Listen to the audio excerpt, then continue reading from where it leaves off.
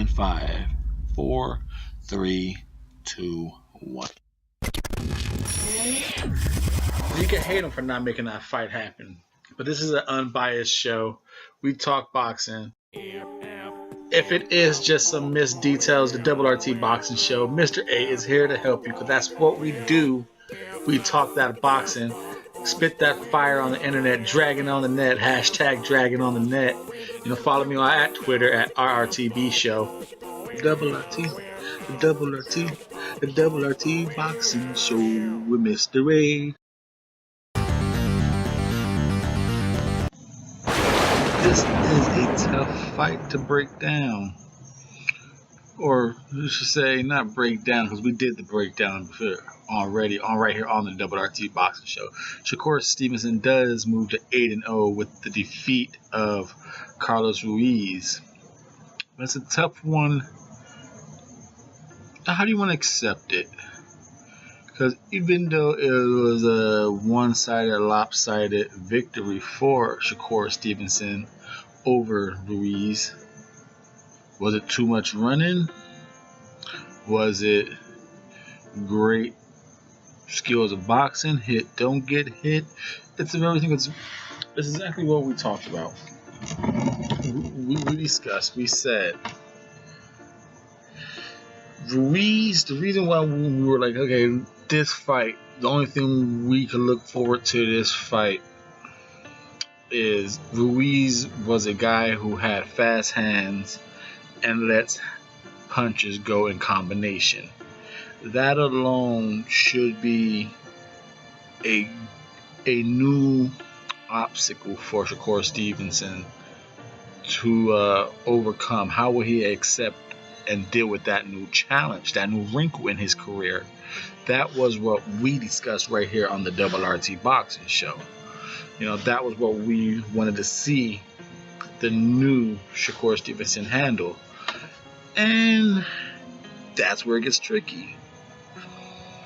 Do you think he ran from the pressure?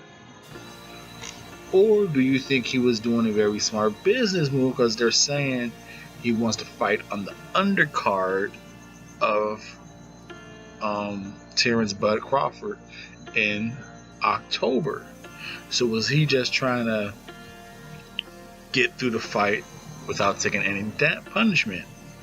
And in doing so, he disengaged from any activity with Carlos Ruiz. Like that, the fact that we discussed Carlos Ruiz throws combinations and bunches, the hand speed, we didn't get to see how Shakur Stevenson would do that. It got to the point where the commentators was even saying like, hey, we're building this kid up and this is a boring fight. This is a stinker.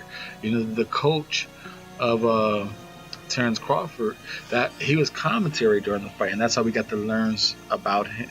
Shakur being in this camp with Bud Crawford, being on the undercard of the October fight of Crawford.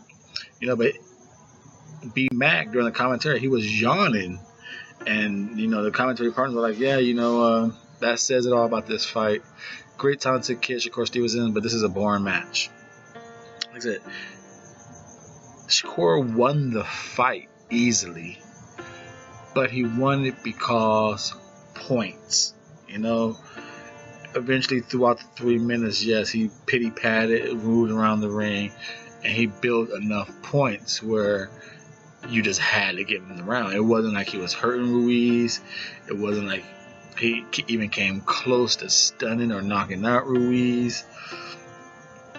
Ruiz wasn't hurt at all during that fight. So it's a tough one, tough fight to take away. Any learning experience, any critique, because I can't say how he handles a pressure volume puncher, because he didn't stand in front of it. Now, did he do excellent movement and avoid all the pressure? Oh yeah, if you want to say that, he did a fantastic job.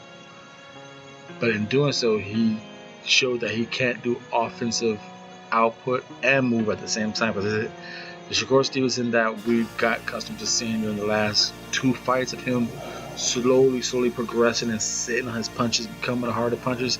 He went back almost like his 3rd fight. No, this pity pat, but the movement we saw, we never seen this movement before. It was a great volume of ring generalship. That was the best we've seen Shakur Stevenson have. So it's what you want to take from this. Was he scared of the pressure? Did he not, did he for the first time in his pro career, he didn't know how to handle volume of punching coming at him? Or was it a business move to take no punishment and save yourself so you can be active again on October Bud Crawford card? As of right now, I'm going to lean towards get the W now and look good on Bud Crawford's undercard. I'm hoping that's the case, because if that's not the case, Shakur Stevenson didn't look good then. His movement, outstanding.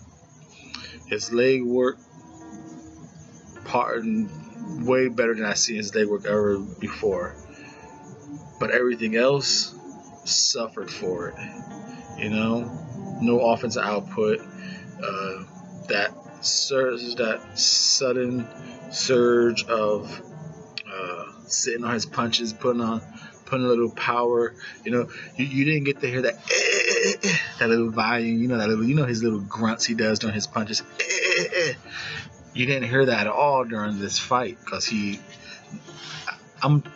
I can't recall more than maybe 2, maybe 3 during an 8-round fight. Then he threw maybe a 4-punch combination. And Shakur Stevenson's, he's been letting his hands go for his first 7 fights. So this was a tricky fight to gather any more new wrinkles for Shakur Stevenson besides his footwork, his leg work, his ring generalship. Defensively looked pretty damn good. It was the best I've seen him look. So it's like I said, if you're going to find something positive from a negative performance of Shakur Stevenson, if he's ever woozied up or needs to protect himself or buy himself some time, I have the confidence that he can survive a 30 seconds to the next round. He knows how to evade and avoid trouble if it ever comes his way. That's what I take from this fight. His offense was not there. It's hard to watch as a Shakur Stevenson fan. But the positive in it is I gained that the guy leg work was phenomenal.